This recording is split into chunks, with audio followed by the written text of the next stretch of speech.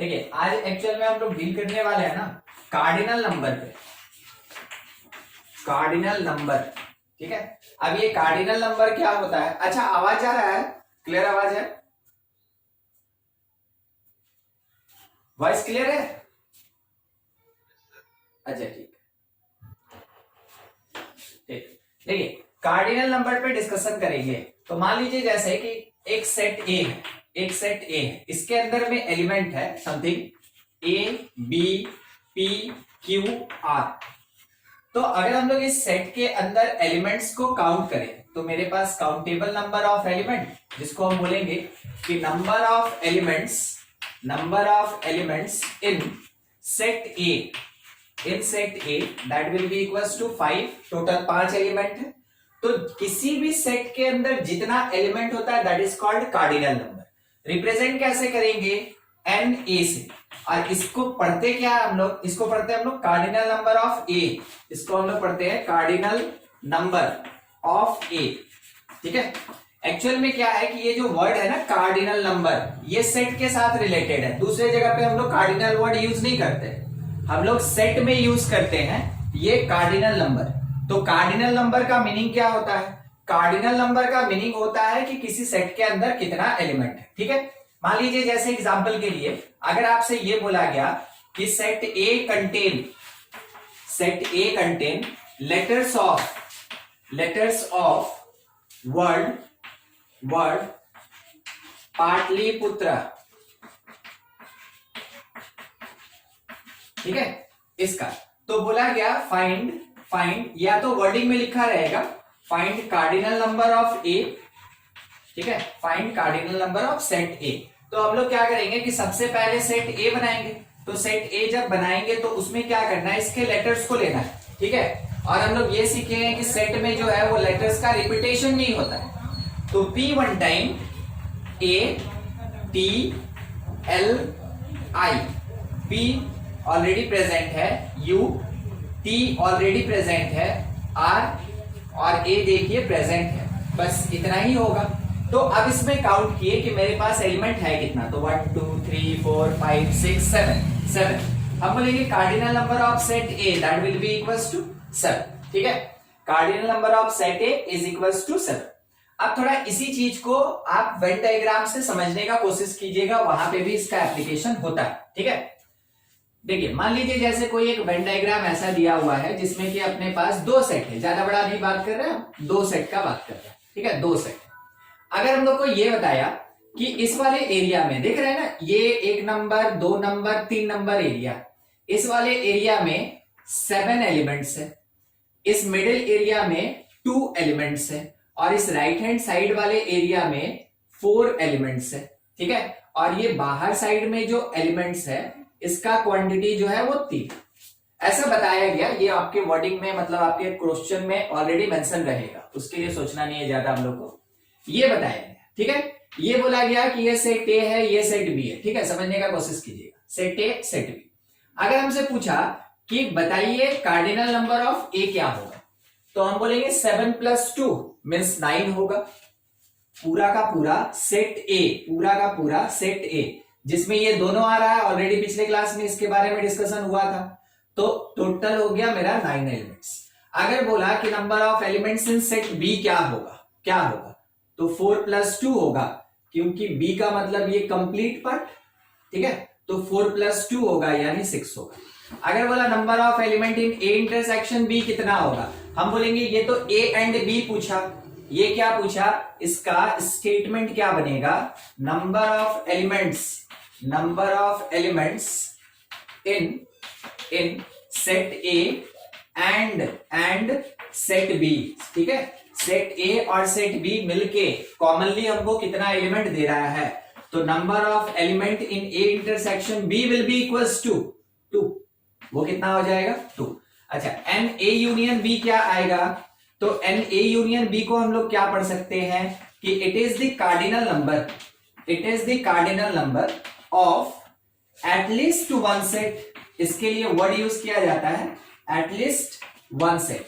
मतलब क्या हुआ ना कि सेट ए ले सकते हैं या सेट बी ले सकते हैं या दोनों ले सकते हैं। ठीक है, ए union be at least one set, ये वर्ड रहेगा आपके क्वेश्चन में, या फिर ये लिखा रहेगा सेट ए और सेट बी। तो आपके स्टेटमेंट में कौन से टाइप का वर्ड्स मिलेगा जिससे आप आइडेंटिफाई करेंगे कि हमको यूनियन यूज करना है कि इंटरसेक्शन यूज करना है, या सिंपल सेट ए या सिंपल सेट बी, वो आपको अभी आइडेंटिफाई करना है। क्योंकि कार्डिनल नंबर का जो क्वेश्चन होता है ना, वो कार्डिनल नंबर का क्वेश्चन बेसिकली वर्ड प्रॉब्लम्स होता है। तो वर्ड प्रॉब्लम्स में कैसा वर्ड्स है और उसके लिए हम कौन सा नोटेशन यूज कर सकते हैं, बस आपको ये रिलेट करना है।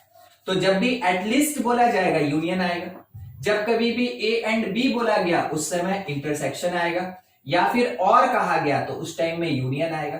तो देखिए यहां काउंट करें अगर हम लोग अपने वेन डायग्राम में, तो मेरे पास ए यूनियन बी में 7 + 2 9, 9 + 4 13, 9 + 4 13। ठीक है, आप नंबर्स पे थोड़ा ध्यान दीजिएगा। ठीक है, नंबर्स पे थोड़ा ध्यान दीजिएगा। देखिए क्या है, एक रिजल्ट हम आपको बता रहे हैं, is the formula for cardinal number, और उसी का एप्लीकेशन सबसे ज्यादा होगा। सिंपल सा रिजल्ट है। अगर हम ये लिखें n A union B is equals to n A plus n B और minus n A intersection B. ठीक है, आप क्या कीजिए ना कि देखिए सारा चीज हम ऑलरेडी यहां पे लिखे हुए हैं। एन ए बता दिए हैं, एन बी बता दिए हैं कि कितना होगा, इंटरसेक्शन बता दिए, यूनियन बता दिए कि कितना होगा। देखिए चेक कीजिए इसमें एलएचएस आरएचएस है कि नहीं इक्वल। ठीक है, अगर एलएचएस आरएचएस इक्वल हो गया, इसमें अगर एलएचएस आरएचएस इक्वल हो गया, then this formula is applicable for all problems based on cardinal number. जितना भी कार्डिनल नंबर से रिलेटेड क्वेश्चंस होगा, वर्ड प्रॉब्लम्स होगा, एप्लीकेशन होगा, उस जगह पे हम इस फॉर्मूला को यूज कर सकते हैं। ठीक है, देखिए चेक करते हैं। Right hand side n A, ठीक है, n A right hand side कितना है, 9 है, 9 plus n B 6 minus n A intersection B, वो कितना 2। अगर हम इसको सॉल्व करें ना तो 9 6 15 minus 2 that will be equals to 13 is equals to n A union B. Formula applicable, formula applied हो गया, सेटिस्फाइड कर गया, यानी आगे से हम लोग इसको बार बार कार्डिनल नंबर से रिलेटेड जो भी क्वेश्चन होगा उसमें यूज कर पाएंगे। ठीक है, देख लीजिए बोर्ड पे कुछ भी है, उसमें से कुछ पूछना है आपको पूछ सकते हैं। अभी स्टार्ट हुआ है मेन इसका एप्लीकेशन के लिए, वर्ड प्रॉब्लम्स ही मिलेगा हम लोग को। देखिए कुछ फॉर्मूलाज का लिस्टिंग करेंगे और वो सारा फॉर्मूला सेटिस्फाइड होता है बाय वेन डायग्राम। ठीक है, उसमें से किसी भी फॉर्मूला में अगर कुछ भी डाउट होता है आप उसको वेन डायग्राम से आराम से समझ सकते हैं। जैसे देखिए सबसे पहले कुछ रिजल्ट्स है, रिजल्ट्स या फॉर्मूला या फिर रिजल्ट ऑन कार्डिनल नंबर। ठीक है, कार्डिनल नंबर पे ये रिजल्ट से ये फॉर्मूला एप्लीकेबल होता है। कौन सा है, सबसे पहला तो वही चीज कि एन ए यूनियन बी जो नीचे अभी हम लोग मेंशन किए थे, that will be equals to the number of element in set A plus number of element in set B minus number of element in set A and B. ठीक है, ये चीज। अब second n A union B that is equals to individually n A plus n B. ठीक है, यहां पे कब ये फॉर्मूला एप्लीकेबल होगा, if set A and B are disjoint set. ठीक है, किसको कहते हैं हम लोग डिसजॉइंट सेट, जब कभी भी दो सेट के बीच में कुछ भी कॉमन नहीं होगा, यानी ए इंटरसेक्शन बी किसके इक्वल होगा 5। जब भी ए और बी के बीच कुछ भी कॉमन नहीं होगा, यानी ए इंटरसेक्शन बी 5 होगा, वैसे केस में दो सेट को हम लोग बोलेंगे डिसजॉइंट सेट। ठीक है, अगर ए इंटरसेक्शन बी 5 है तो थोड़ा सोच के देखिए, एंड ए इंटरसेक्शन बी का मतलब क्या हो गया कि इसके अंदर कितना एलिमेंट है, तो इसके अंदर तो एक भी एलिमेंट नहीं है, तभी तो बोल रहे हैं 5। एक भी एलिमेंट प्रेजेंट नहीं है तभी तो बोल रहे हैं 5। तो n A intersection B in case of disjoint sets किसके इक्वल होगा 0। सोचिए ऊपर वाले फॉर्मूला में यहां पे 0 पुट कर दिए हैं, तो क्या इसका कोई सिग्निफिकेंस नीचे है, नहीं है, कोई सिग्निफिकेंस नहीं है। इस कारण से जब भी सेट डिसजॉइंट सेट होगा तो आपको ए यूनियन बी के लिए सेकंड फॉर्मूला लगाना है, और अगर उसके बीच कुछ कॉमन हुआ तो आपको कौन सा फॉर्मूला लगाना है, फर्स्ट वाला फॉर्मूला लगाना है। दोनों के लिए वेन डायग्राम देख के थोड़ा समझने का कोशिश कीजिएगा। देखिए ये अगर केस हुआ ना तो इसका मतलब इसके बीच में कॉमन है। ये वाला हो गया कौन, a माइनस बी, ये वाला कौन b माइनस ए, और ये मिडिल वाला कौन a इंटरसेक्शन b। ठीक है, और ये पूरा यहां से लेके यहां तक कौन, ये a यूनियन b होता है। ठीक है, ये तो ऑलरेडी हम लोग देखे हुए थे। तो ये फर्स्ट केस के according formula Venn diagram. Second case के अकॉर्डिंग देखिएगा, सेकेंड केस के अकॉर्डिंग जब ये डिसजॉइंट होगा ना, इसके बीच में कुछ भी कॉमन नहीं होगा। क्या आपको एक चीज पता चला, यहां पे डिसजॉइंट सेट है।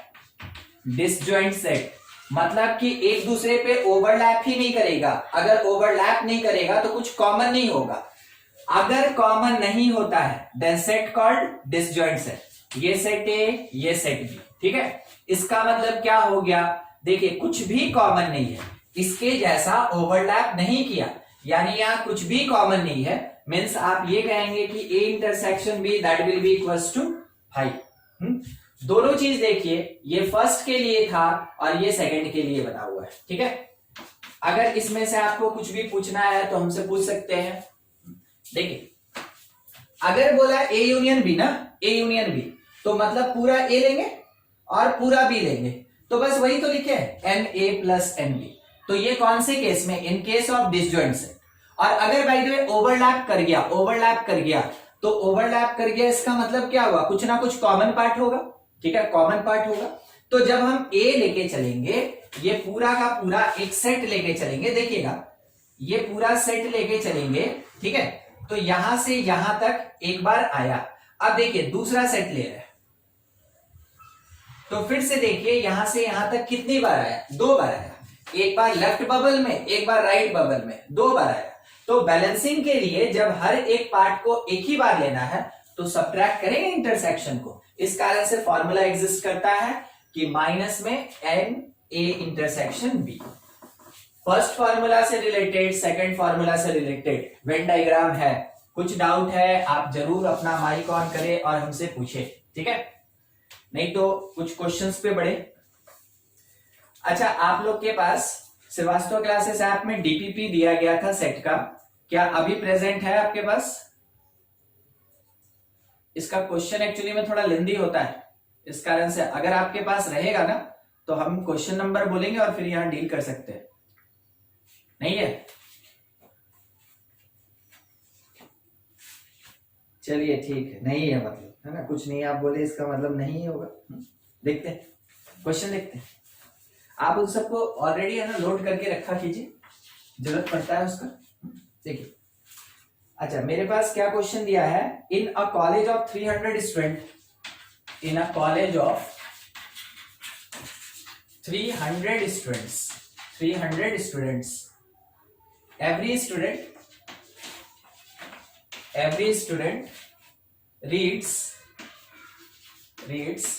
5 newspaper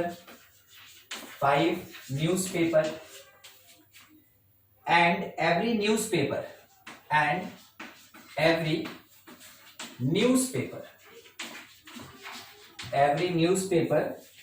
read by 60 students. The number of newspaper, find, question में बस ये बोला find number of newspaper, total number of newspaper कितना होगा ये हम लोग को फाइंड करना है। ठीक है, तो ये अभी अपने पास 2 सेट से रिलेटेड कुछ टर्म्स दिया हुआ है जिसमें कि हम लोग को कैलकुलेट करना है टोटल नंबर ऑफ न्यूज़पेपर कितना होगा। देखिए स्टेटमेंट क्या कह रहा है, आप थोड़ा एक बार उसको पढ़ लीजिए, आपको समझ में आएगा। देखिए पहले पढ़ लीजिए आराम से क्वेश्चन।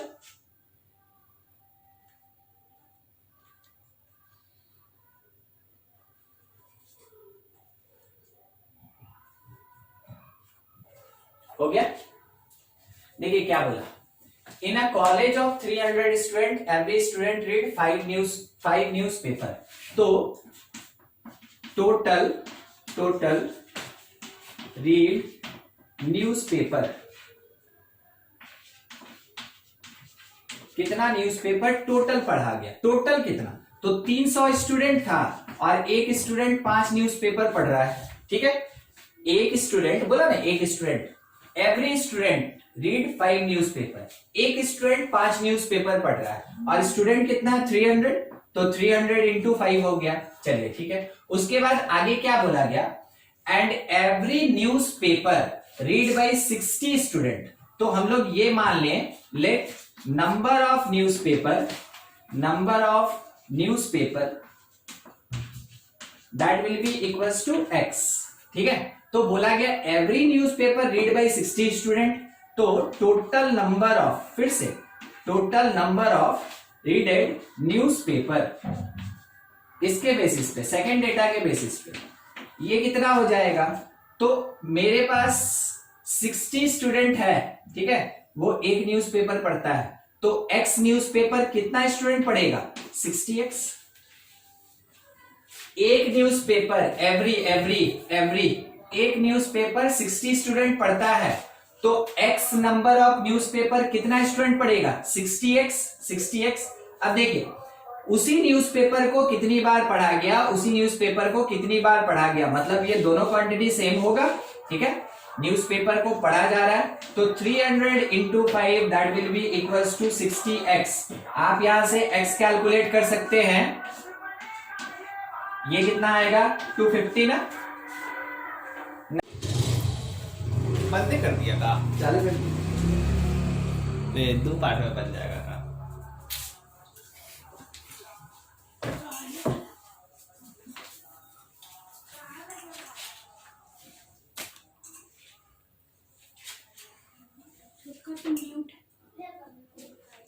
कुछ पूछना है इसमें, कुछ डाउट है? Of teachers teaching physics only, केवल फिजिक्स पढ़ाने वाले कितने, ठीक है, केवल फिजिक्स पढ़ाने वाले कितने, ये हम लोग को कैलकुलेट करना है। तो फिजिक्स हम लोग से पूछा है, मगर अपने क्वेश्चन में ये नहीं बोला नॉट मैथमेटिक्स, बोला फिजिक्स, ठीक है। तो हम लोग को क्या करना है ना, थोड़ा आप समझे ऐसे कि मान लीजिए वेन डायग्राम पे ही हम बात करें, बस समझने के लिए बनाएंगे तो फॉर्मूला से, तो ये मेरा मैथमेटिक्स है और ये मेरा फिजिक्स है, ठीक है।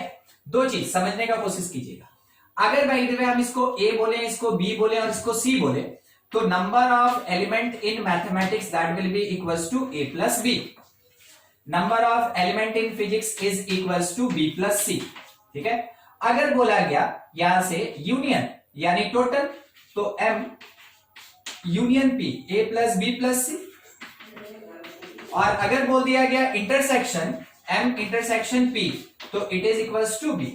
आप इसका मीनिंग समझे, टीचर्स टीचर्स मैथमेटिक्स, फिजिक्स के टीचर, मैथमेटिक्स और फिजिक्स के टीचर, मैथमेटिक्स एंड फिजिक्स दोनों के टीचर, जो दोनों पढ़ाते, ठीक है, जो दोनों पढ़ाते। तो यहां पे मेरा इंटरसेक्शन यानी B4 दिया है, ठीक है, मैथमेटिक्स बता दिया 12 यानी A प्लस बी हमको पता चल गया। हमको क्या निकालना है कि मैथमेटिक्स फिजिक्स कितने टीचर्स पढ़ा रहे हैं, जबकि टोटल टीचर अगर ये हैं, तो ये क्या प्रोवाइड किया, ये प्रोवाइड किया मैथमेटिक्स और फिजिक्स पढ़ाने वाले टोटल टीचर, ठीक है। देख लीजिए हमको यूनियन मिल गया, मैथमेटिक्स मिल गया, इंटरसेक्शन मिल गया, फिजिक्स काउंट करना है। तो जब कभी भी आपके पास सेट हो दो, इंटरसेक्शन और यूनियन हो, आप यूज करेंगे कौन से फॉर्मूला को यूज करेंगे कि number of element in M union P that will be equals to mathematics, physics, और इसमें से इंटरसेक्शन करेंगे मैथमेटिक्स एंड फिजिक्स को। मेरे पास इसका वैल्यू है 20, मैथमेटिक्स ऑलरेडी क्वेश्चन में दिया 12, number of element in physics minus M intersection P 4 provided. आप इसको कैलकुलेट कर सकते हैं, सोच लीजिए थोड़ा सा, 12 माइनस 4 8 इधर सब्ट्रैक्ट हो गया, यानी फिजिक्स का काउंटिंग हमको कितना मिल गया, 20 माइनस 8 मीन्स 12 मिल जाएगा। तो कितने टीचर हैं जो फिजिक्स पढ़ाते हैं, 12, ठीक है। अगर आपके क्वेश्चन में ये बोल देना, ठीक है, ये था मेरे पास teachers, number of teachers teachers physics. अब देखिए अगर वर्ड थोड़ा सा बदल दिया, ठीक है, तो क्या होगा वो समझिएगा, ठीक है। देखिए क्या करते हैं कि अगर बोल दिया फाइंड, क्वेश्चन एडिशनल है, find number of teachers teachers physics not mathematics. यानी कि हम लोग को केवल ये बताना है कि जो फिजिक्स पढ़ाते हैं वो फिजिक्स एंड मैथ दोनों नहीं पढ़ाते, वो क्या करते हैं, केवल फिजिक्स पढ़ाते हैं, मैथ नहीं पढ़ाते। ठीक है, वैसा टीचर। तो देखिए इसको हम लिखेंगे क्या, इसको हम लिखेंगे कि फिजिक्स पढ़ाएंगे मगर क्या नहीं पढ़ाएंगे, मैथमेटिक्स नहीं पढ़ाएंगे। तो इसके लिए हमको कैलकुलेशन करना होगा। देखिए वर्ड के हिसाब से कैसे नोटेशन यहां पे आ गया अपने सेट के अंदर। बोले फिजिक्स पढ़ाना चाहिए, मैथ नहीं पढ़ाना चाहिए, तो सोचिए तो इसमें कौन सा सेक्शन होगा, ये सी सेक्शन होगा कि नहीं, ओनली फिजिक्स नॉट मैथमेटिक्स, केवल कौन सा सेक्शन, सी। यानी सी का वैल्यू निकाल के हमको देना है। इसके लिए हम लोग क्या पढ़े थे, जब कभी भी n को छोड़ दीजिए, जब दो सेट का सब्सट्रैक्शन होता है हम लोग क्या लिखते हैं कि एक सेट में से सब्ट्रैक्ट करेंगे दोनों सेट के इंटरसेक्शन को। ये सेट में पढ़े थे हम लोग, डिफरेंस ऑफ सेट में। ठीक है, जब आप इस पे n लगाइएगा तो ये n यहां भी लगेगा और वो n इस प्लेस पे भी लग जाएगा। ठीक है, यानी cardinal number of p minus m that will be equals to the cardinal number of p minus cardinal number of p intersection m। आप सोच के देखिए, ये तो ऑलरेडी निकल चुका है, कितना 12 minus p intersection m already मेरे क्वेश्चन में यहां दिया हुआ है, कितना 4।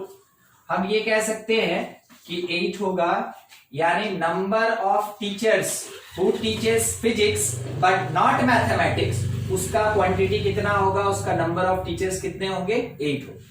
तो आपके वर्ड के हिसाब से आपको नोटेशन ऑलरेडी पता है, बस रिलेट करना है। ठीक है, देखिए ये एक क्वेश्चन था, इसमें कुछ डाउट है तो पूछिए, नहीं तो नोट कीजिए, अभी और क्वेश्चन होगा। आपके पास R D Sharma, R S Agarwal या एनसीईआरटी कोई भी बुक हो, सेट का जो सबसे लास्ट वाला एक्सरसाइज होगा उसी जगह पे आपको वर्ड प्रॉब्लम्स मिलेगा। सबसे लास्ट एक्सरसाइज में ही इसका एप्लीकेशन होता है और वहीं पे आपको ये वर्ड प्रॉब्लम्स मिलेगा। तो आपको घर पे जरूर प्रैक्टिस कर लेना है और कुछ डाउट होगा तो हमसे फिर पूछना है। देखिए अभी तक 2 रिजल्ट हुआ था, रिजल्ट्स में ही कंटिन्यू है। थर्ड रिजल्ट हम क्या लिख रहे हैं, जो अभी पढ़े थे हम लोग, n अगर a माइनस बी रहता है तो इसको क्या लिखा जा सकता है, it is na minus n A intersection b, यानी कॉमन पार्ट को सब्ट्रैक्ट करना है। अगर आप इसी को थोड़ा उल्टा ले लें, b माइनस ए, तो आप यहां लिख सकते हैं कि nb minus n A intersection b, common part हम लोग को हटाना है। तो बाय द वे अगर हम लोग से बोल दिया कि सिमेट्रिक डिफरेंस के लिए बताओ ए सिमेट्रिक b कितना होगा, तो हम लोग क्या बोलेंगे कि ये एक्चुअल में हमसे क्या पूछा, ये एक्चुअल में हमसे ये पूछा कि ए सिमेट्रिक डिफरेंस b, तो इसको हम लोग लिखेंगे a माइनस बी और यूनियन b माइनस ए, यही ना सिमेट्रिक डिफरेंस, मतलब यही सीखे थे हम लोग। अब इसमें क्या है ना कि दोनों का दोनों डिसजॉइंट है, तो आप इसको आराम से ब्रेक कर दे, रिड्यूस करके दिखा रहे हैं a माइनस बी और इसके साथ प्लस में b माइनस ए, ये होगा। अब a माइनस बी का फॉर्मूला ऊपर है, b माइनस ए का फॉर्मूला नीचे है, दोनों को ऐड करें तो रिजल्ट हमको क्या मिला, na प्लस एन बी और इसमें माइनस हो गया 2 time n a intersection b, ठीक है 2n a इंटरसेक्शन b। तो ये फॉर्मूला हो जाएगा सिमेट्रिक डिफरेंस के लिए। जब भी बोलेगा तो सिमेट्रिक डिफरेंस के लिए वर्ड क्या यूज करेगा, देखिए सिमेट्रिक डिफरेंस के लिए वर्ड क्या यूज करेगा वो समझिएगा। If we have to calculate only one set, not another, ठीक है। यूज वैसे केस में क्या यूज करेंगे, यूज सिमेट्रिक डिफरेंस, वैसे केस में हम लोग सिमेट्रिक डिफरेंस को यूज करते हैं। ठीक है, मतलब क्या बोला ना कि a होना चाहिए b नहीं होना चाहिए और b होना चाहिए a नहीं होना चाहिए, ऐसा। यानी कि आपसे ये पूछ दिया कि मान लीजिए जैसे फिजिक्स और मैथ वाला बात हो रहा था ना, teachers who teaches only one subject, तो अगर एक सब्जेक्ट का बात बोलेगा तो इसका मतलब फिजिक्स पढ़ाना चाहिए, मैथमेटिक्स नहीं। और साथ ही साथ मैथमेटिक्स पढ़ाना चाहिए, फिजिक्स नहीं, तभी ना, तभी हम ये चीज लिखेंगे।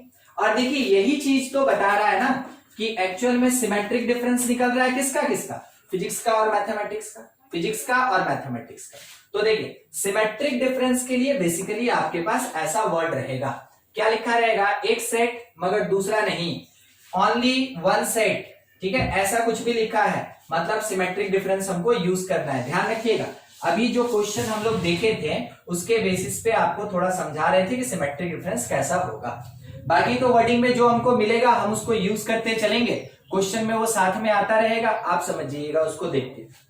अगला इसी में और भी रिजल्ट होता है, थोड़ा देखते चले आप। 3 सेट पे चल रहे हैं, 3 सेट पे अगर n A union B union C बोल दिया तो इसका मतलब क्या होता है, at least one set of given 3 sets.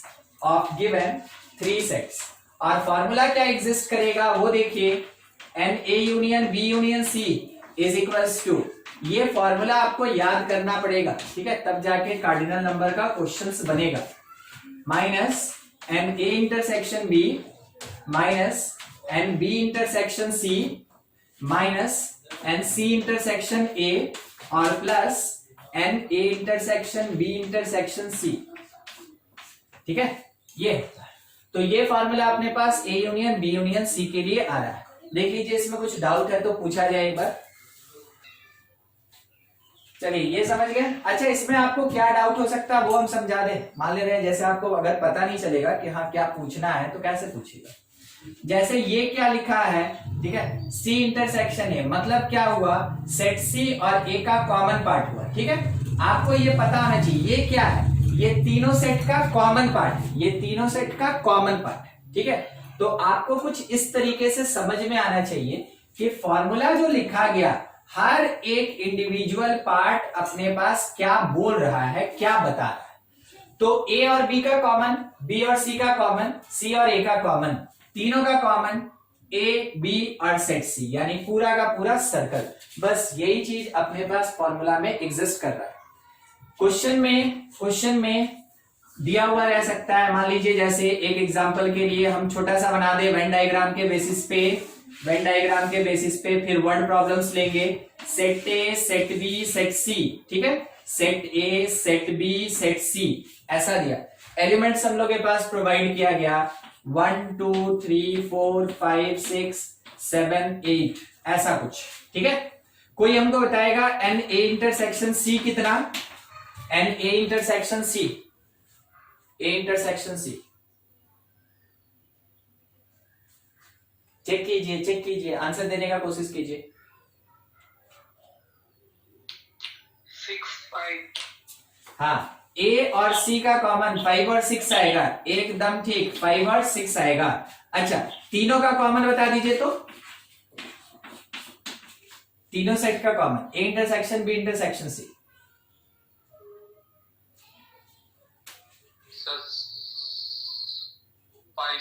5 ये मेरे पास तीनों का कॉमन पार्ट है, ठीक है। तो देखिए जब भी आपके पास ऐसा कुछ पार्ट दिया रहेगा ना तो आपको समझना है कि हाँ वो वैल्यू को पुट कहां करना है, तब तो जाके कैलकुलेशन होगा।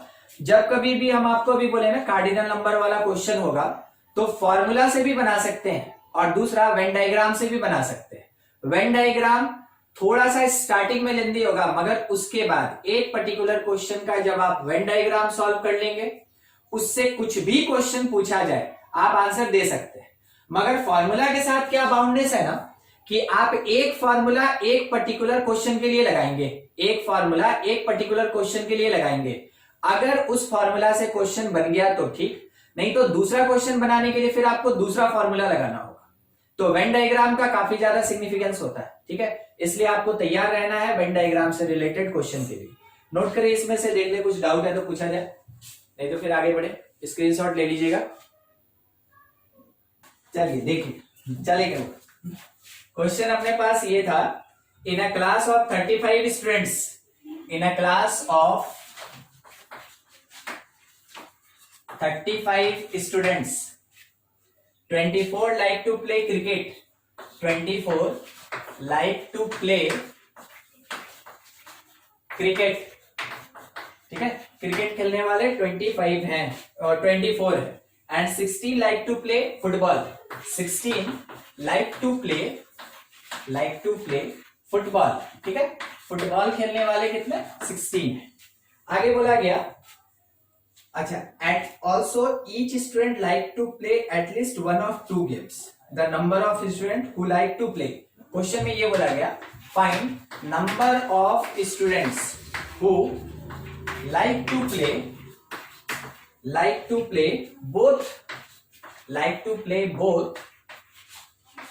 क्रिकेट एंड फुटबॉल, ठीक है, क्रिकेट और फुटबॉल दोनों खेलने वाले कितने हैं वो कैलकुलेशन करना है हम लोग को यहाँ पे। तो देखिए क्या क्या दिया हुआ है, थोड़ा आप पहचाने। डेटा कहाँ लिखा है, यहाँ लिखा है 35, यहाँ लिखा है 24, इस प्लेस पे लिखा है 16, बस 3 जगह लिखा है। तो कौन क्या दिखा रहा है थोड़ा वो समझे। क्वेश्चन में क्या बोला ना, इन अ क्लास ऑफ 35 स्टूडेंट्स, तो ये हमको प्रोवाइड कर दिया क्रिकेट और फुटबॉल खेलने वाले टोटल प्लेयर्स, ठीक है, टोटल प्लेयर्स यानी यूनियन दे दिया। आगे बोला गया 24 like to play cricket, 24 like to play cricket, तो इसका मतलब number of elements in cricket is 24। आगे बोला गया 16 like to play football, number of elements in football that is equals to 16। उसके बाद find number of student who like play both यानी common part किसका, क्रिकेट एंड फुटबॉल का क्या होगा, क्रिकेट एंड फुटबॉल का क्या होगा। समझे आप डेटा कैसे कलेक्ट किया गया। अब देखिए यूनियन, इंटरसेक्शन, इंडिविजुअल सेट को यूज करके अपने पास एक फॉर्मूला है। क्या फॉर्मूला कि n cricket union football is equals to number of element in cricket plus number of element in football minus number of element in cricket and football. जो data दिया जैसे दिया है उसको पुट करेंगे और कैलकुलेशन क्या करना है, इंटरसेक्शन निकालना है। सॉल्व करके आंसर बताइए। समझ गए आप कैसे बनाना है, बस डेटा पुट कीजिए, सॉल्व करके आंसर। हाँ क्या 5 आया, चलिए ठीक है, एक आंसर मिल गया। कुछ ज्यादा बड़ा नहीं ना, जो वैल्यू दिया उसको पुट करेंगे। ये कितना 24, ये कितना है 16 minus n c intersection f, इसको लेफ्ट शिफ्ट कर लिए, इसको राइट भेज दिए, तो n c intersection f is equals to it will be 40 minus 35 is equals to 5। एकदम करेक्ट आंसर था, ठीक है। तो क्रिकेट एंड फुटबॉल दोनों खेलने वाला क्वांटिटी कितना मिला हमको, 5। अब देखिए इसी क्वेश्चन को हम थोड़ा वेन डायग्राम से बताना चाहते हैं। सेम क्वेश्चन, ठीक है, वेन डायग्राम से, इसको अल्टरनेटिव मेथड कहते हैं। अगर आपके स्कूल एग्जामिनेशन में आता है ना, तो हो सकता है वहां पे ये वर्ड लिखा हुआ रहेगा कि यूजिंग वेन डायग्राम। तो अगर बोल दिया कि वेन डायग्राम से बनाइए, तो आप फॉर्मूला नहीं लगा सकते, फिर वेन डायग्राम को यूज करके क्वेश्चन बनाइएगा तभी मार्क्स मिलेगा, नहीं तो मार्क्स नहीं मिलेगा। तो आना चाहिए दोनों तरीके से। तो अल्टरनेटिव मेथड ले रहे हैं, कौन सा, using Venn diagram. Same question, using Venn diagram. तो देखिए हम लोग को सबसे पहले तो एक रेक्टेंगुलर पार्ट बनाना है, रिप्रेजेंट कर रहा है यूनिवर्सल का। यहां कुछ बात ही नहीं है यूनिवर्सल का, छोड़ दिए। एक सेट, 2 सेट, ठीक है। पहला सेट रिप्रेजेंट कर रहा है क्रिकेट को और दूसरा सेट रिप्रेजेंट कर रहा है फुटबॉल को, ठीक। मेरे पास जैसे जैसे एलिमेंट्स बोला है उसके हिसाब से आप यहां सेगमेंट मान ले, स्मॉल लेटर का A, B और C। तो देखिए सबसे पहले बोला कि टोटल 35 स्टूडेंट, यानी आप बोलेंगे A plus B plus C equals to 35, समझते चलिएगा। फिर बोला 24 लाइक टू प्ले क्रिकेट, पूरे क्रिकेट के बबल में कौन कौन आया, A और B, तो A plus B is equals to 24। उसके बाद बोला गया 16 लाइक टू प्ले फुटबॉल, तो पूरे फुटबॉल के एरिया में 16 आया, कौन कौन, B प्लस C, वो कितना 16। अब क्वेश्चन का डिमांड है कि बोथ क्या होगा, यानी क्वेश्चन पूछा बताओ B क्या होगा। क्वेश्चन क्या पूछा, B क्या होगा। समझ में आया कैसे हम लोग को करना है। अब मेरे पास 3 इक्वेशन, जैसे लीनियर इक्वेशन सॉल्व करते थे, 3 इक्वेशन 3 अननोन सॉल्व करके हमको इसका कैलकुलेशन करना है। हम क्या कर रहे हैं, सॉल्व करने का अपना अपना तरीका है, ठीक है। हम क्या कर रहे हैं ना कि इसमें से इसको सब्ट्रैक्ट कर रहे हैं, ठीक है। देखिए सब्ट्रैक्ट कर ले, ऐड कर दे रहे हैं, ऐड कर ले रहे हैं, ठीक है। इसको और इसको क्या कर रहे हैं, ऐड कर रहे हैं। इक्वेशन 1 बोले, 2 बोले और 3 बोले। हम क्या किए, 2 + 3 कर दिए, 2 + 3। तो 2 + 3 अगर हम करते हैं तो हमको क्या मिलेगा, a + c + 2b, यानी हम ऐसे लिख सकते हैं a + b + c + b, इसको ऐड किए और इट इज इक्वल्स टू कितना, 40, 16, 24 और 16, 40। अब देखिए a + b + c का वैल्यू ऊपर दिया 35, हम पुट करेंगे 35 + b इज इक्वल्स टू 40, तो b इज इक्वल्स टू कितना आ गया, 5। ये हुआ वेन डायग्राम यूज करके वही क्वेश्चन, और ये हुआ फॉर्मूला यूज करके सेम क्वेश्चन। तो देखिए इसमें से कुछ डाउट है तो पूछा जाए, नहीं तो अगले क्वेश्चन में फिर प्रोसीड करते हैं।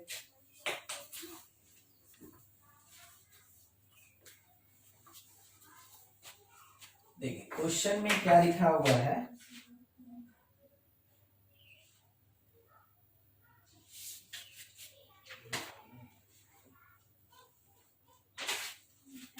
a market research group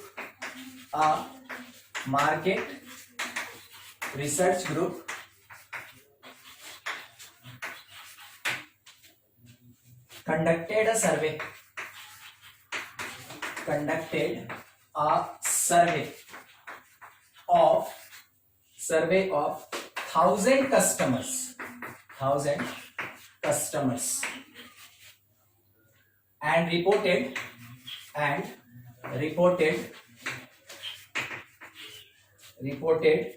that 720 customers like product A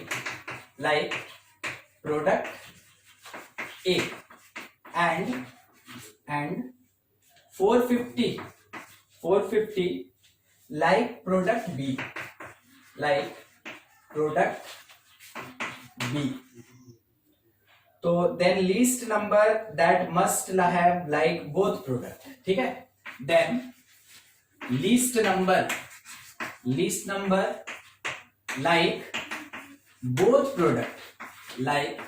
product कितना होगा वो हम लोग को बताना है, ठीक है। देखिए आपके लिए क्वेश्चन, इसमें अगर आपको कहीं भी पढ़ने में दिक्कत होगा आप जरूर हमसे पूछ लें। एक बार ट्राई करें, बिल्कुल इससे पहले वाले क्वेश्चन के जैसा ही, जितना अभी तक पढ़े ना उसके जैसा ही है। एक बार आप ट्राई कर ले, इसको दिक्कत हुआ तो बताया जाएगा।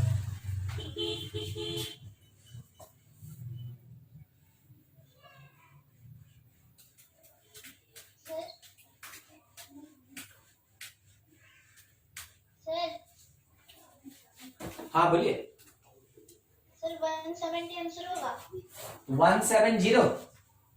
Yes sir. अच्छा मे भी हो सकता है, क्यों नहीं, ठीक है। 170 एक आंसर आया, और लेके आइए। एक्चुअली में अभी मेरे पास यहाँ आंसर है नहीं, चेक करना पड़ेगा। हाँ यस सर, 170 आ रहा है, चलिए बहुत बढ़िया, ठीक है।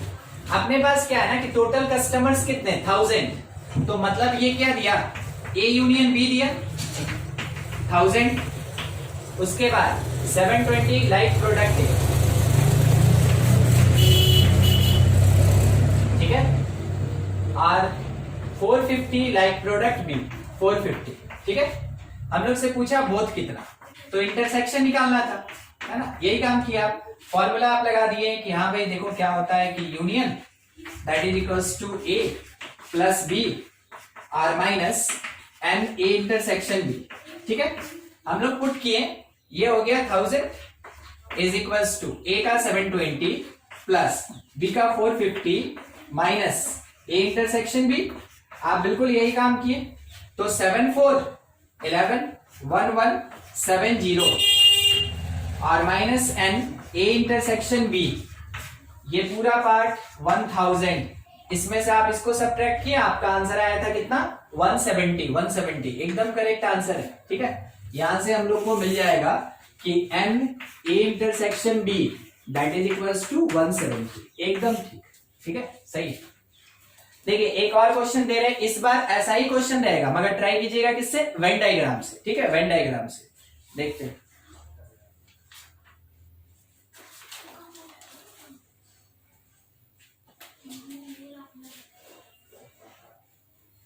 देखिए क्वेश्चन में क्या है, in a group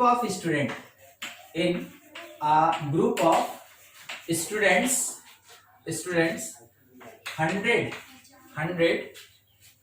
know in Hindi, 100 know Hindi, 50 knows English, ठीक है, and 25 both, each of student knows either Hindi or English. Question में ये भी मेंशन है कि each student knows either Hindi और इंग्लिश, ठीक है, मतलब कोई ऐसा नहीं कि कोई तीसरा भाषा बोलता है, जितना भी स्टूडेंट है या तो हिंदी बोलता है और नहीं तो इंग्लिश बोलता है, ठीक है, उसी में से। तो बोला गया number of students in the group, question में क्या बोला गया, find number of students in this group, इस ग्रुप में कितने नंबर ऑफ स्टूडेंट्स है वो फाइंड कीजिए। देखिए इसमें वेन डायग्राम से कोशिश कीजिएगा इस क्वेश्चन को बनाने का। हम आपको एक और बात बता दें, क्वेश्चन बन जाएगा फॉर्मूला में, ये वाला फॉर्मूला लगाने से बस, ठीक है, मगर आपको ये क्वेश्चन ट्राई करना वेन डायग्राम से। देखिए बना के,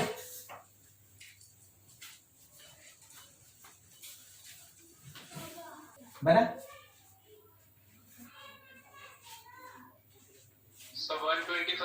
125, चलिए ठीक है, चेक कर दिया जाए। एक आंसर आया अभी आपकी तरफ से 125, चेक कर लेते हैं, हाँ? क्योंकि आंसर अभी है नहीं तो एक बार चेक कर लिया जाए थोड़ा। देखिए मान लीजिए जैसे वेन डायग्राम से आपको हम बोले थे पर्टिकुलरली, अदरवाइज अपने पास फॉर्मूला तो ये था, इससे ये क्वेश्चन बन जाता है, ठीक है, मगर हम लोग को बनाना है वेन डायग्राम से। कह रहा है कि हिंदी है और इंग्लिश है, दो सेट है, हम लोग दो सेट ऐसे ले लिए, कौन कौन सा, हिंदी और इंग्लिश, ठीक है। तो अपने पास कुछ सेगमेंट समथिंग एबीसी, ठीक है, एबीसी, और बाहर में डी रख दीजिए, अगर कभी जरूरत पड़ा तो, ठीक है, लिखेंगे, अगर जरूरत पड़ा तो यूज करेंगे, नहीं हुआ तो नहीं करेंगे, ठीक है। क्वेश्चन में क्या बोला कि 100 नोज हिंदी, ठीक है, तो number of elements in Hindi, ठीक है, number of elements in Hindi is A plus B, और ये एक्चुअल में क्या बोल रहा है, 100 है। फिर उसके बाद 50 knows English, number of element in English मतलब हो गया बी और सी, तो B plus C that is equals to 50, ठीक है। उसके बाद हम लोग से एक बात बोला गया कि 25 नोज बोथ, यानी कि बी का वैल्यू हमको मिला 25। अब हम क्या करेंगे कि रिक्वायरमेंट क्या है, find number of student in this group, मतलब ए बी सी निकालना है हमको, तो हम लोग को ए प्लस बी प्लस सी फाइंड करना है, क्या होगा। अगर बी उठा के फर्स्ट इक्वेशन में रख दें, ए निकल जाएगा, ठीक है, तो a प्लस बी था 100, b का वैल्यू 25 पुट किए, b का वैल्यू 25 पुट किए, a आया 75, ठीक है। b प्लस c था 50, b का वैल्यू 25 पुट किए, c का वैल्यू 25 मिल गया, हमको a मिल गया, c मिल गया और b भी मेरे पास है, ठीक है। तो जैसे हम लोग इसमें ऐड करेंगे, क्योंकि पूछा तो a प्लस बी प्लस सी, तो जब आप ऐड कीजिएगा इट विल बी 125, एकदम करेक्ट आंसर था आपका जो आया था, ठीक है, 125 इज द फाइनल आंसर। चलिए ठीक है, इसको नोट कर लेंगे, किसी को कुछ डाउट है तो पूछा जाए, नहीं तो फिर आगे बढ़े।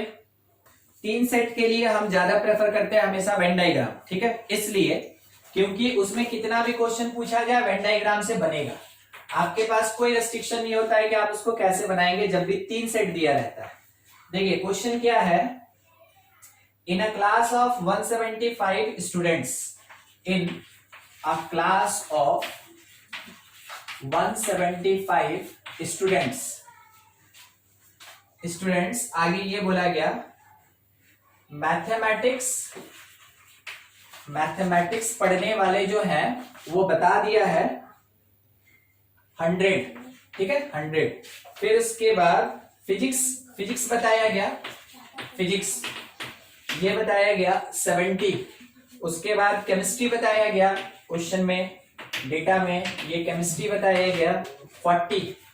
फिर है मैथ एंड फिजिक्स ये 30। मैथ एंड केमिस्ट्री, ठीक है, मैथमेटिक्स एंड केमिस्ट्री ये भी क्वेश्चन में बताया गया, मैथमेटिक्स एंड केमिस्ट्री 28।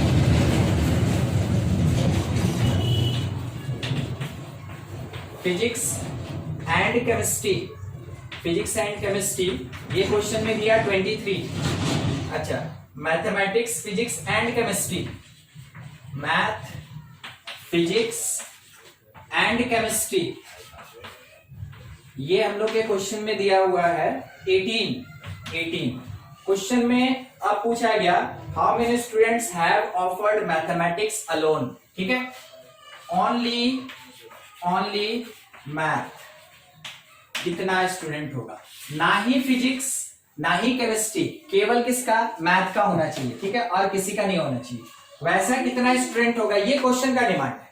मगर अभी इस क्वेश्चन से रिलेटेड जो भी हम सॉल्व करेंगे ना, उसमें आपको हम और मल्टीपल क्वेश्चंस लेके चलेंगे और आपको आंसर देते चलेंगे। सब एक बार सॉल्व किया हुआ पार्ट में से ही हम लोग को मिलेगा, ठीक है। देखिए कैसे सॉल्व करना है।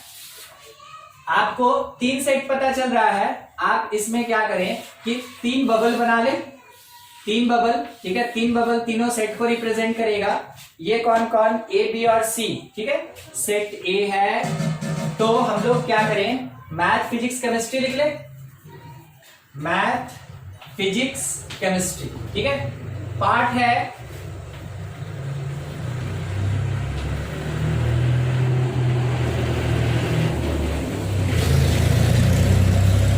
देखिए, क्योंकि मेरे पास मैथमेटिक्स फिजिक्स और केमिस्ट्री है, तो मैथमेटिक्स फिजिक्स और केमिस्ट्री ये सेट का नाम हो गया, और स्मॉल लेटर में जो लिखा है ये डिफरेंट पार्ट्स हो गया। अब हर एक गिवन डेटा के हिसाब से चलते रहेंगे, ठीक है। क्या बोला, मैथमेटिक्स 100, तो देखिए मैथ का बबल देखिए, मैथ का बबल देखिए, उसके अकॉर्डिंग टू मैथमेटिक्स हम लोग क्या कह सकते हैं, A plus B plus E plus F, A plus B plus E plus F, that is equals to question में दिया 100, ठीक है। आगे बोला गया फिजिक्स, तो फिजिक्स के बेसिस पे आप क्या कह सकते हैं, B C D E, B C D और ई, और ये कितना है 70। फिर केमिस्ट्री के बेसिस पे, केमिस्ट्री, तो केमिस्ट्री में ये पूरा आएगा बबल, डी ई एफ जी, जहां नहीं समझ में आएगा तुरंत पूछिएगा, थोड़ा सा लंबा होता है ये क्योंकि 3 सेट है ना, डी ई एफ जी, वो कितना दिया आपने क्वेश्चन में 40, ठीक है 40। आगे क्या बोला गया, math and physics, math and physics, तो देखिए मैथ और फिजिक्स का कॉमन कौन, बीई, तो बी प्लस ई, वो अपने क्वेश्चन में कितना दिया, मैथ फिजिक्स 30। फिर बोला गया math chemistry, math and chemistry, तो मैथ और केमिस्ट्री का कॉमन कौन कौन, ई एफ, बस डेटा लिखते चलिए, वो कितना 28। अगला है physics and chemistry, physics and chemistry, वो है 23, तो फिजिक्स एंड केमिस्ट्री कौन कौन, DE, that is equals to 18 नहीं है 23 है, 23। और लास्ट में बोला गया मैथ फिजिक्स एंड केमिस्ट्री, तीनों का कॉमन, तो तीनों का कॉमन कौन होगा, ई, और वो कितना दिया 18। जो डेटा दिया था उसको लिख लिया हम लोग एबीसीडी ई एफ जी के फॉर्म में। अब मेरे पास बोला ये गया ना कि इसमें इन अ क्लास ऑफ 175 स्टूडेंट्स, तो टोटल मेरे पास कितना है 175, टोटल मेरे पास 175, उस चीज को यूज कर रहे हैं क्योंकि अभी तक देखिए उसको यूज नहीं किया। तो 175 अगर लेना है तो उसमें एम भी आएगा, पी भी आएगा, सी भी आएगा, ठीक है, मतलब M union P union C के लिए, उसके लिए A plus B C D E F G सब जुड़ जाएगा, A plus B plus C plus D plus E plus F plus G, और वो कितना 170। डेटा आपको समझ में आया। अब हमको अननोन्स कैलकुलेट करना, अब क्या करना है, अननोन्स निकालना। देखिए कैसे निकालेंगे, हमेशा स्टार्ट कीजिएगा इस कॉमन पार्ट, ये आपको मिल गया तो यहां से स्टार्ट करेंगे। ई 18, आप यहां ई का वैल्यू पुट कीजिए, देखिए डी मिल जाएगा 5, ई का वैल्यू 18, आप यहां ई पुट कीजिए, देखिए एफ मिल जाएगा इज इक्वल्स टू 10, ई 18 यहां पुट कीजिए, बी मिल जाएगा, बी इज इक्वल्स टू 12। अब इसके ऊपर वाले में जाइए, देखिए क्या हमको डी पता है, बिल्कुल ई पता है, हाँ एफ हमको पता है, हाँ सोचिए जी निकल जाएगा, G that is equals to 40 minus, ठीक है 40 माइनस DEF ऐड कीजिए 18 5 23 और 10 33, सॉल्व करके कितना मिला 7, जी का वैल्यू। उसके ऊपर वाले में जाइए, देखिए बी हमको पता है, देखिए यहाँ बी है, सी नहीं है, सी नहीं है, डी हमको पता है, डी कहीं 5, डी पता, और ई हमको पता है, सी निकल जाएगा। यहां से सॉल्व करके C is equals to 70 minus B D E add कीजिए, कहां है बी डी 12 5 17 प्लस 18 35, तो सी का वैल्यू कितना आ गया 35 हो गया। अच्छा ऊपर वाले पे चलिए, देखिए आपको बी पता है, ई पता है, एफ पता है, ए निकलेगा, यहां से ए निकाल लीजिए, that is equals to 100 minus B E F, B 12 E 18 30 और 10 30 और 10 40, बच गया कितना 60, सारा एलिमेंट निकल गया। बस इस तरीके से आपको फाइंड करना होगा, जब भी 3 सेट का रहेगा वो बड़ा तो बनेगा ही, मगर आपको एलिमेंट फाइंड कर लेना होगा। सब निकल गया, क्या कोई अननोन है अभी भी जो हमको नहीं पता है? ए निकल गया, बी निकल गया, सी भी मिल गया, डी ई एफ और जी, ठीक है। अब मेरे पास यहां पे जितना भी पार्ट है सब कैलकुलेटेड। अब इसमें से हमसे पूछा ओनली मैथ, केवल मैथ पढ़ने वाला कितना होगा? ओनली मैथ मतलब क्या पूछा? ए पूछा, बी ई एफ, क्या पूछा? Only math. सोच के बोलिए। ए, केवल ए होगा, उसमें बी ई एफ नहीं होगा, केवल ए होगा, उसमें बी ई एफ नहीं होगा। तो only math that is equals to A, और ऑलरेडी ए तो आप यहां कैलकुलेट किए ही हैं, कितना 60, ठीक है। देखिए मेरे क्वेश्चन का आंसर कितनी आसानी से मिल गया, हम वेन डायग्राम सॉल्व कर लिए, क्वेश्चन आराम से हमको आंसर दे दिया। अगर कोई आपसे इसी में पूछ दे कि बताओ केवल फिजिक्स, ओनली फिजिक्स, क्या बोलिएगा? देखिए आंसर दीजिए आप, ओनली फिजिक्स, ओनली सी ना, सी, ठीक है, सी, यस सर 35, सी मतलब 35 हो जाएगा, ठीक है 35 हो जाएगा। अच्छा सोच के अब आंसर दीजिएगा, ठीक है, सोच के आंसर दीजिएगा, only physics and math, not chemistry, अब बोलिए physics and math not chemistry. तो देखिए फिजिक्स एंड मैथ लिए तो कौन कौन आया? बी और ई आया, मगर बोला कि केमिस्ट्री नहीं होना चाहिए तो ई को हटा देंगे, कौन बचेगा? बी। फिर से समझिएगा, फिजिक्स होना चाहिए, मैथ होना चाहिए, तो हम क्या क्या ले लेंगे? बी और ई, हम क्या ले लेंगे? बी और ई। मगर बोला केमिस्ट्री नहीं होना चाहिए, तो ऑब्वियस सी बात है कॉमन वाले पार्ट को हटाएंगे, और कॉमन वाला हट गया तो बचा केवल कौन? बी। बचा कौन? बी। तो ऐसा कुछ भी वर्डिंग रहा तो आप उससे नोटेशन को पहचाने, बी ना, और उसके बाद आप अपने आंसर दे सकते हैं। मतलब अब इसमें कोई भी क्वेश्चन पूछा जाएगा इस पर्टिकुलर डेटा के बेसिस पे आप आंसर दे सकते हैं, क्योंकि ऑलरेडी आप सब सॉल्व कर चुके हैं, ठीक है।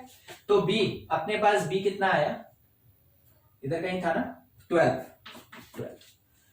चलिए ठीक है। अगर कोई ये पूछे एग्जैक्टली 2 सब्जेक्ट, ना तो 1 और ना ही 3, एग्जैक्टली 2 सब्जेक्ट, मतलब फिजिक्स लिया है तो मैथ होगा, फिजिक्स लिया है तो केमिस्ट्री होगा, या फिर केमिस्ट्री और मैथ होगा, ठीक है। ये चीज एग्जैक्टली 2 सब्जेक्ट, क्या आंसर हो सकता है?